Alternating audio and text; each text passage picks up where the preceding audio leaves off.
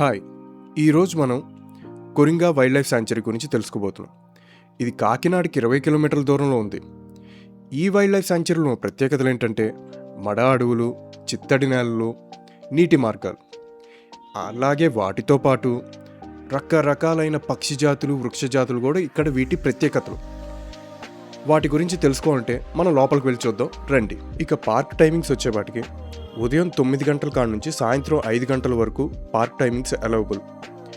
Entry fee వచ్చేపాటికి పెద్దవాళ్ళకైతే 10 రూపాయలు, చిన్నపిల్లలకైతే 5 రూపాయలు. పార్క్ లోపల పిల్లల్ని అట్రాక్ట్ చేయడానికి పెద్ద పెద్ద టార్టాయిస్ బొమ్మలు, దొంగపిల్లి బొమ్మలు, జారుటుబళ్ళు, ఉయ్యాళ్ళు, ఆవులు ఇలాంటి ఆడుకునే స్థలం చాలా ఉంది. సో పిల్లల్ని అక్కడ ఆడుకోనివ్వండి.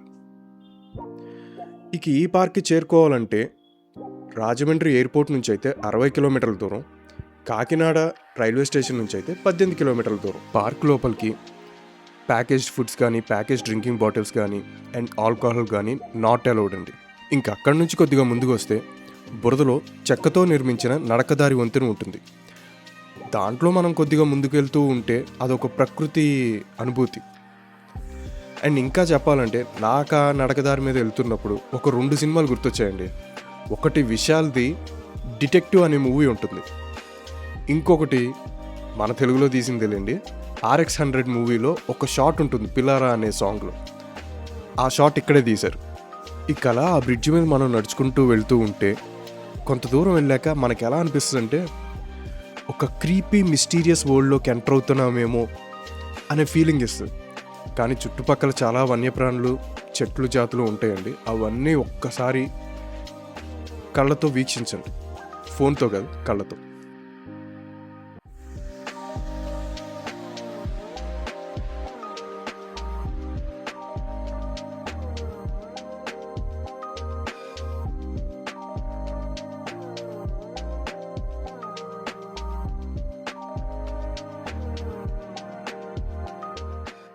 ఇక అలా బ్రిడ్జ్ మీద నడుచుకుంటూ వెళ్తే చివరికి మనం బోటింగ్ పాయింట్కి రీచ్ అవుతాం.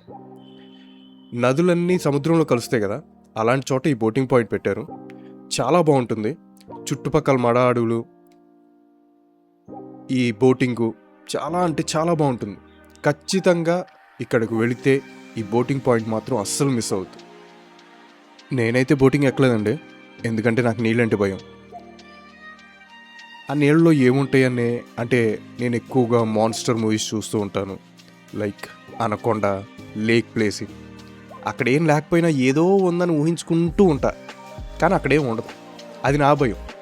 సో వెళ్ళిన వాళ్ళు ఎంజాయ్ చేయాలనుకుంటే ఖచ్చితంగా దిగి ఎంజాయ్ చేయండి, నీళ్ళలో కాదు బోట్లోకి ఎక్కి.